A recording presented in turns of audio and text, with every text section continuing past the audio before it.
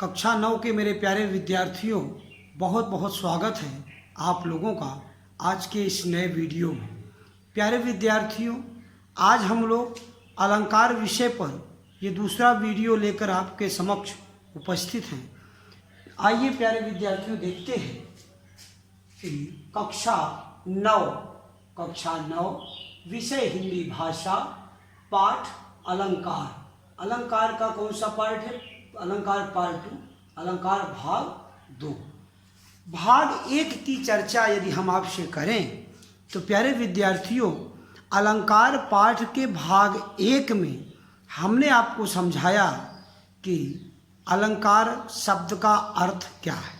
अलंकरण या आभूषण, सौंदर्य बढ़ाने के साधन या संसाधन। तत्पश्चात हमने आपको अलंकार की परिभाषा बताया, अलंकार का अर्थ बताया, अलंकार के भेदों की चर्चा किया और हमने आपको बताया कि कभी कभी काव्य में शब्दों के प्रयोग के द्वारा, वर्णों के प्रयोग के द्वारा, शब्दों के द्वारा चमत्कार या सौंदर्य उत्पन्न किया जाता है। कभी कभी काव्य में शब्द के अर्थ के माध्यम से, श्रृंगारिक अर्थ के माध्यम से सौंदर्य या आनंद प्रदान किया जाता है, प्राप्त किया जाता है काव्य में। तो शब्द के द्वारा, अर्थ के द्वारा, इन्हीं दोनों आधारों पर शब्दालंकार और अर्थालंकार दो उसके भेद हुए। अब प्यारे विद्यार्थियों, हमने आपको भेदों को बताया और उन भेदों के बाद उसमें बाकायदा आपको ग्राफ बनाकर हमने लिखाया भी है। आज हम लोग उन्हीं में से, तत्पश्चात हमने कल ही के वीडियो में, इसके पूर्व के ही वीडियो में अलंकार शब्द के भेदों में शब्दालंकार क्या है ये भी हमने आपको समझाया। उसमें उदाहरण भी बताया, लिखाया। एक उदाहरण लिख के बताया, एक उदाहरण हमने आपको ओरली बोल के बताया। प्यारे विद्यार्थियों, आज हम लोग उसी शब्दालंकार के अंतर्गत अर्थालंकार की बात हम बाद में करेंगे। कब? जब शब्दालंकार पूरा हो जाएगा तब। ठीक कहा आपने। तो प्यारे विद्यार्थियों, उन्हीं शब्दालंकारों में से उसके जो कुछ प्रमुख अलंकार, हमने 3 अलंकारों की आपसे बात किया था। शब्दालंकार के अंतर्गत अनुप्रास यमल अलंकार, यमक अलंकार और श्लेष अलंकार। तो शब्दालंकार की इन 3 उपभेदों के द्वारा जो उसमें पहला है वो है अनुप्रास अलंकार। आज हम लोग अनुप्रास अलंकार पर ही चर्चा करेंगे और बाकायदा समझेंगे कि क्या है अनुप्रास अलंकार, कैसे बनता है, कैसे हम इसको पहचानेंगे। कोई काव्य पंक्ति परीक्षा में दे दी जाए और कहा जाए अलंकार पहचान कर उसका नाम लिखिए, तो किन किन शर्तों पर, किन कसौटियों पर हम उस काव्य पंक्ति को कसेंगे कि वो अनुप्रास अलंकार है कि नहीं है। इन सभी बातों की चर्चा हम आपसे करेंगे। बहुत ही इंटरेस्टिंग वीडियो होने वाला है आप लोगों का। प्यारे विद्यार्थियों, वीडियो के ही परिप्रेक्ष्य में मैं आपसे फिर से कहना चाहता हूं कि आप अपना अटेंडेंस, अपना नाम, क्लास और सेक्शन लिखकर कमेंट बॉक्स में अपना अटेंडेंस जरूर लगाते रहिए। और मैं एक चीज़ देख रहा हूं कि अटेंडेंस तो लगा दे रहे हैं, लेकिन और कोई बात की क्या समझ में आ रहा है, क्या समझ में नहीं आ रहा है, कोई प्रॉब्लम है क्या, कोई समस्या है क्या? भाई, या तो कोई समस्या है नहीं, या तो आप वीडियो देखते नहीं हो। तो ऐसा तो संभव ही नहीं है कि कोई समस्या न हो। भाई, पढ़ोगे तो समस्या आपको समझ में आएगी। कहीं ना कहीं आपको लगेगा कि यहाँ क्या होता, यहाँ क्या हो सकता है, यहाँ कैसे रहेगा। तो ये तो कहीं ना कहीं लग सकता है। कब? जब आप पूरा वीडियो देखेंगे तब 2 से 3 बार। और जब तो नए नए मैटर्स भी मिलेंगे और वहाँ नए नए पॉइंट मिलेंगे, उनको आप अपनी नोट कॉपी में नोट करते रहिए। और जब आप उन्हें देखेंगे ही नहीं तो समस्या कहाँ से उत्पन्न होगी? अध्ययन करने वाले विद्यार्थियों के लिए समस्याएं होती हैं, उसका समाधान होता है। आइए चर्चा करते हैं अनुप्रास अलंकार। यहाँ कह रहे हैं प्रमुख शब्दालंकारों की चर्चा यहाँ पर हुई है। यहाँ लिखा है प्रमुख शब्दालंकार। बोले प्रमुख शब्दालंकार में कौन कौन से हैं? नंबर 1 है कौन सा? अनुप्रास अलंकार, नंबर 1। नंबर 2 है यमक अलंकार, यमक अलंकार। और नंबर 3 है श्लेष अलंकार। आप देख सकते हैं कि शब्दालंकार के ये हैं प्यारे विद्यार्थियों 3 भेद। ये आप तीनों भेदों को यहाँ देख सकते हैं। आप देख सकते हैं प्यारे विद्यार्थियों के प्रमुख शब्द अलंकार में अनुप्रास अलंकार, यमक अलंकार और श्लेष अलंकार। आपको कक्षा 9 के सिलेबस के अनुसार यदि बात की जाए तो 3 ही शब्द अलंकारों को पढ़ना है। सीबीएसई बोर्ड के माध्यम से निर्धारित पाठ्यक्रम के अनुसार कक्षा 9 के विद्यार्थियों को शब्दालंकार के इन्हीं 3 भेदों अनुप्रास, यमक और श्लेष की ही चर्चा करनी है।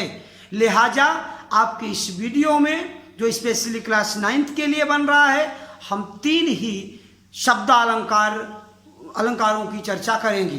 अर्थ अलंकार में हम अलग अलग दूसरे अलंकारों की बात आपसे करेंगे बाद में। तो शब्द अलंकार के इन 3 भेदों में से अनुप्रास अलंकार, यमक अलंकार और श्लेष अलंकार में नंबर 1 पर है अनुप्रास अलंकार।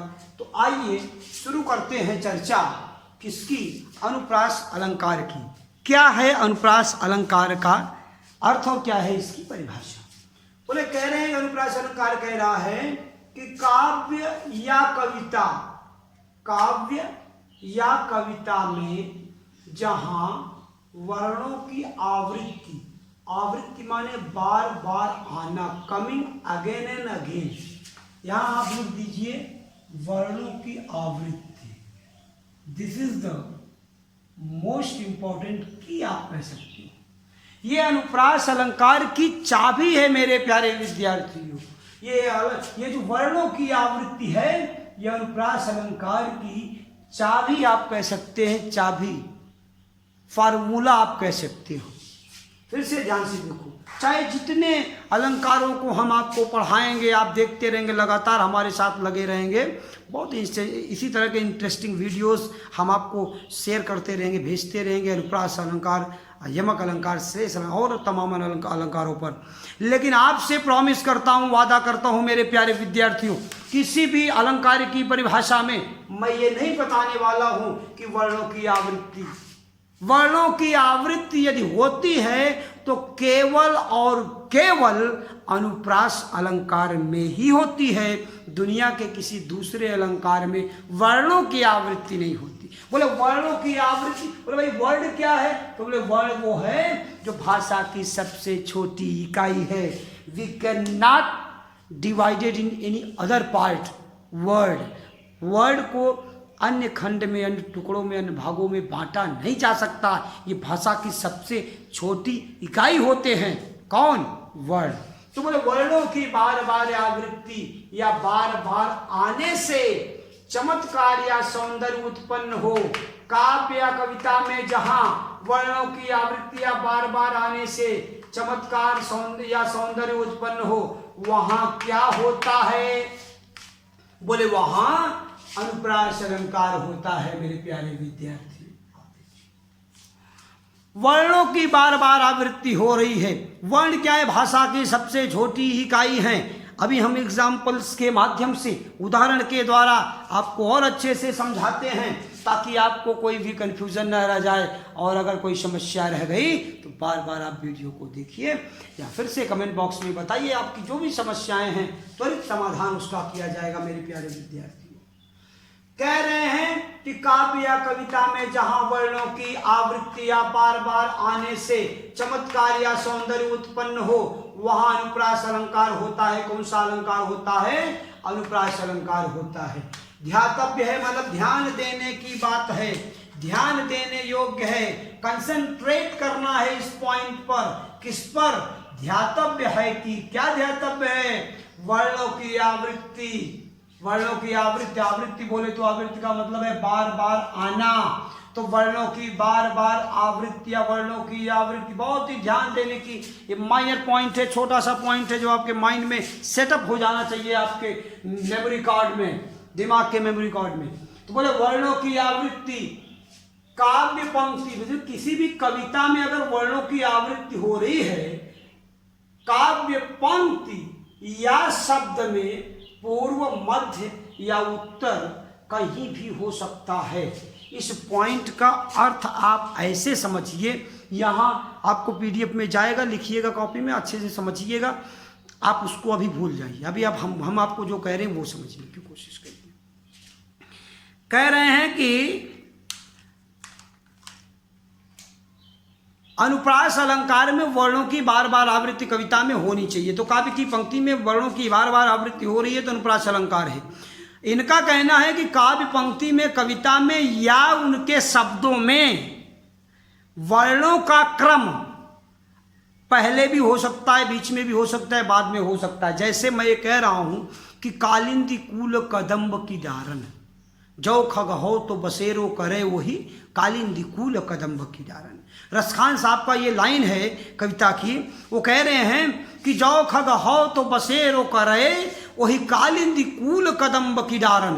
तो कालिंदी में क, कालिंदी में क, कूल में क, कदम्ब में क, की तो हई है डारन। तो कालिंदी कूल कदम्ब की डारन।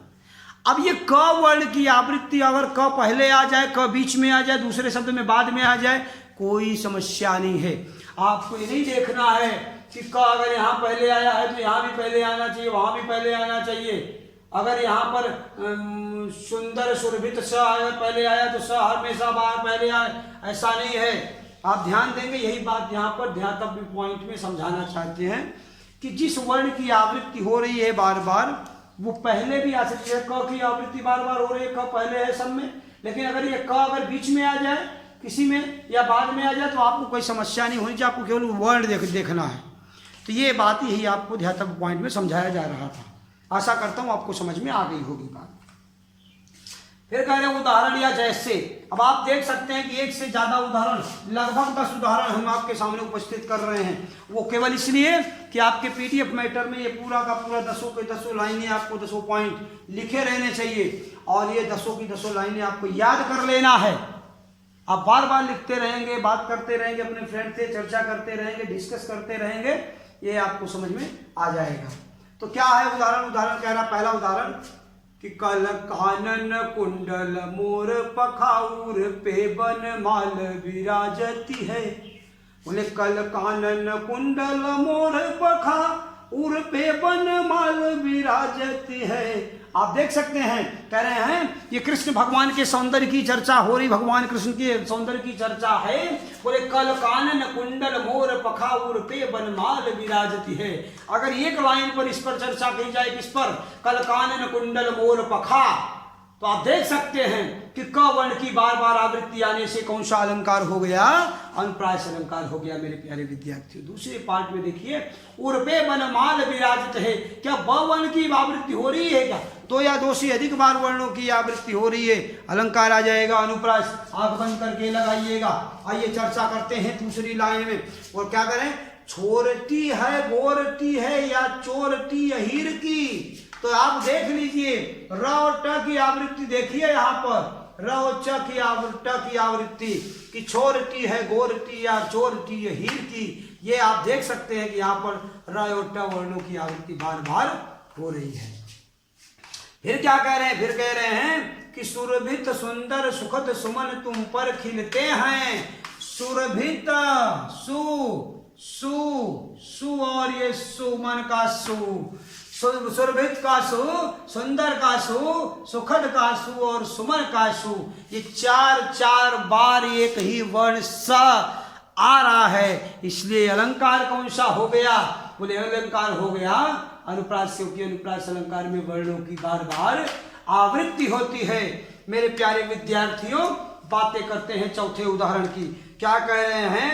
आप देखिए यहाँ पर बोले हैं कि जो खग हो तो बसेरो करे मिली कालिंद कूल कदम्ब की डारन। तो क्या बोल रहे हैं? बोले जो खग हो तो बसेरो करे और मिली कालिंद कूल कदम्ब की डारन। तो कालिंद का क, कूल का क और कदम्ब का क, ये क्या हो रहा है? काव्य पंक्ति में क वर्ण की बार बार आवृत्ति हो रही, आना हो रहा है। तो ये क्या हो जाएगा? कालिंदी कूल कदम्ब की डारन।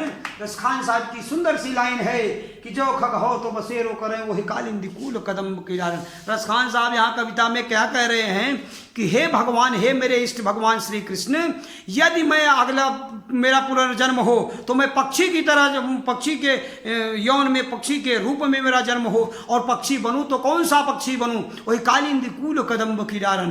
कालिंदी माने यमुना के किनारे, कूल माने किनारे पर, कालिंदी माने यमुना और कूल माने किनारे पर, कदम्ब का जो पेड़ है उसी की डाल पर बैठने का सौभाग्य प्राप्त हो, जिस पर बैठकर आप बंसी बजाया करते थे।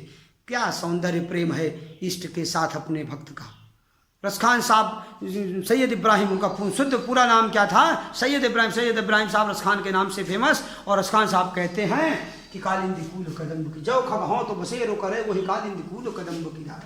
नेक्स्ट लाइन करी है कि कंकन किंकिन नूपुर धुनि सुनी, कहत लखन सन राम हृदय पुनि। आप देख सकते हैं कंकन में क, किंकिन में क, नूपुर में देखिए उ वर्ण की बार बार आवृत्ति, और क में क वर्ण की बार बार आवृत्ति। क्या कह रही है? ये कह रहा है कि यहाँ पर अनुप्रास अलंकार है। आगे करें, मुहुदित महीपत मंदिर आए, सेवक सचिव सुमंत बुलाए। तो बोले मुदित महीपति मंदिर आए, सेवक सचिव सुमंत बुलाए। तो मुदित महीपत मंदिर आए, सेवक सचिव सुमंत बुलाए। म वर्ण की बार बार आवृत्ति होने के कारण ये क्या हो गया? अनुप्रास अलंकार हो गया। आगे कहते हैं धीरता की बात है, बोले संसार की समर स्थली में धीरता धारण करो। संसार की समर स्थली में धीरता धारण करो। तो आप देख सकते हैं ध वर्ण की बार बार आवृत्ति और स वर्ण की बार बार आवृत्ति होने के कारण ये कौन सा अलंकार हो गया? अनुप्रास अलंकार हो गया। मेरे प्यारे विद्यार्थियों, अब हम आपको जो लाइन बताने जा रहे हैं, ये अनुप्रास अलंकार की सबसे फेमस लाइनों में से एक लाइन है। दोनों 8वां और 9वां उदाहरण आप देख सकते हैं मेरे प्यारे विद्यार्थियों। ये जो काव्य अभी तक हमने जो उदाहरण आपको बताए 7वें उदाहरण तक, आज अभी हम 8वें उदाहरण की बात करते हैं। यहाँ लिखा हुआ है कि तरन तनुजा तट तमाल तरुवर बहुछाए। आंख बंद करके, मेरे प्यारे विद्यार्थियों, सीबीएसई बोर्ड की ये फेमस लाइनें हैं कि क्या कह रहे हैं कि तरन का त, तनुजा का त, तट का त और तमाल का त, तरुवर का त। आप देख सकते हैं कि यहाँ पूरी की पूरी लाइन में त वर्ण की बार बार आवृत्ति हुई है, और ये त वर्ण की बार बार आवृत्ति होने के कारण कि तरन तनुजा तट तमाल तरुवर बहुछाए, इसके कारण यहाँ पर अनुप्रास अलंकार हो रहा है। और फिर क्या कह रहा है 9वें उदाहरण में कि चारु चंद्र की चंचल किरणें खेल रही थी जल थल में। कि चारु चंद्र की चंचल किरणें खेल रही थी जल थल में। च वर्ण की बार बार आवृत्ति होने के कारण भी ये कविता, ये काव्य पंक्ति में कौन सा अलंकार है?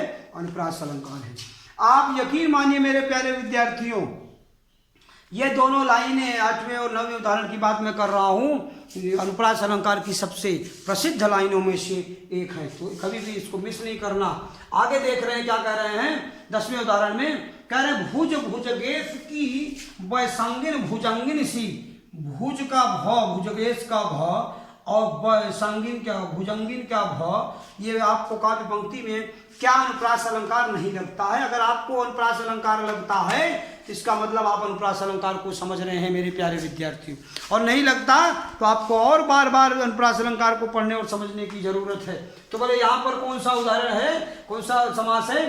बोले भाई अनुप्रास अलंकार है। क्योंकि वर्णों की बार बार आवृत्ति जहाँ होती है, भुज भुजगेश की वैसंगिन भुजंगिन सी, यहाँ पर भ वर्ण की बार बार आवृत्ति होने के कारण कौन सा अलंकार है प्यारे विद्यार्थियों?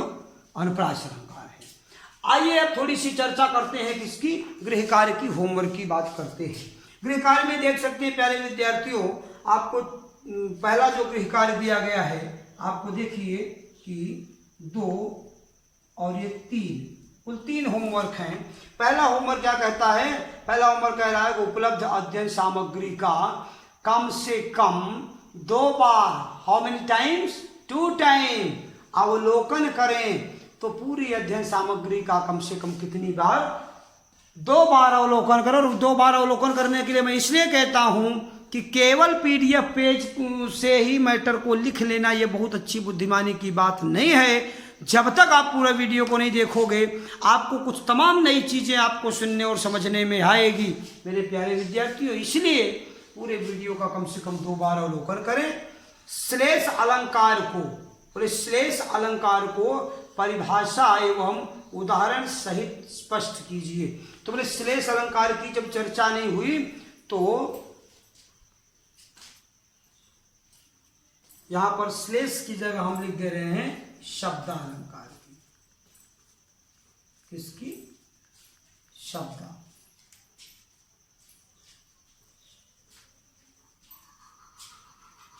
शब्दालंकार यहां भी देख लीजिए, ये भी कौन सा है?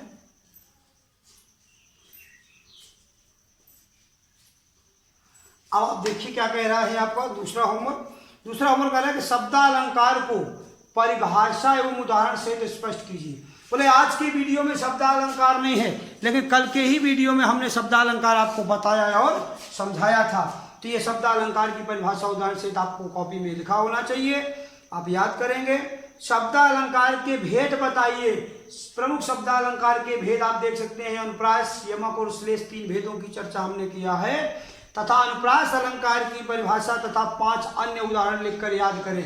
अनुप्रास अलंकार की परिभाषा, इंपॉर्टेंट पॉइंट, और उसके अलावा इन 10 उदाहरण के बाद 5 अपनी ओर से उदाहरण लिखकर आपको अपनी अभ्यास कॉपी में प्यारे विद्यार्थियों याद करना है। मेरे प्यारे विद्यार्थियों, आशा करता हूं कि जितने भी आपको वीडियो उपलब्ध हो रहे हैं, जो भी अध्ययन सामग्री आप प्राप्त कर रहे हैं, उसका ज़्यादा से ज़्यादा प्रयोग कर रहे हैं, उपयोग कर रहे हैं, उसका लाभ लेने की कोशिश कर रहे हैं। आज के लिए इतना ही। अलंकार विषय पर ही अगले वीडियो को लेकर मिलते हैं हम लोग फिर। तब तक के लिए धन्यवाद।